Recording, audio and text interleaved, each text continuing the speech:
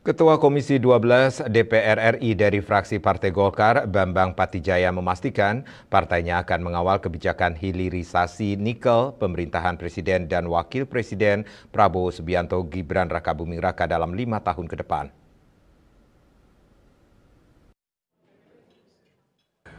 Bertempat di kantor DPP Golkar di Jakarta dalam sebuah seminar yang bertajuk Masa Depan Hilirisasi Nikel di Indonesia, Ketua Komisi 12 DPR RI dari fraksi Partai Golkar, Bambang Patijaya memastikan partainya akan mengawal kebijakan hilirisasi nikel pemerintahan Presiden dan Wakil Presiden Prabowo Subianto Gibran Rakabuming Raka dalam 5 tahun ke depan.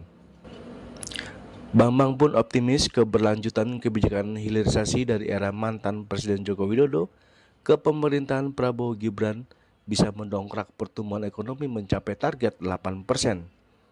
Di DPR sendiri, menurut Bambang, Golkar akan mengawal kebijakan hilirisasi nikel melalui fungsi-fungsi DPR, baik legislasi, pengawasan kebijakan dan anggaran akan didukung oleh regulasi yang kuat, diawasi secara transparan dan akuntabel, serta kebijakan tersebut didukung pula oleh anggaran yang memadai.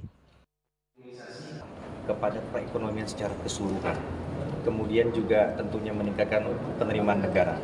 Saat ini salah satu isu yang terpenting adalah bagaimana penerimaan negara itu dari sektor mineral ini meningkat.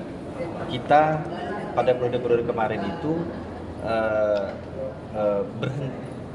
berkutat kepada ekspor komoditas. Nah, tentunya pada periode kedua Pak Jokowi kemarin, ya 2019-2024, yang didorong adalah bagaimana transformasi ekonomi. Jadi tidak lagi berbasiskan ekspor komoditas, tetapi sudah pengolahan. Nah, pemerintahan Bapak Prabowo merupakan kesinambungan. Ya, Kabinet Merah Putih ini kemudian dari penyampaian beliau pesannya jelas bahwa ada kesinambungan, keberlanjutan, bahwa kita ingin melanjutkan hilirisasi dengan meningkatkan nilai tambah. Karena kenapa? Ini salah satu modal kita di dalam bagaimana ingin mendorong terciptanya pertumbuhan ekonomi minimal 8%, sehingga Indonesia bisa keluar dari yang dinamakan dengan middle income trap, seperti itu.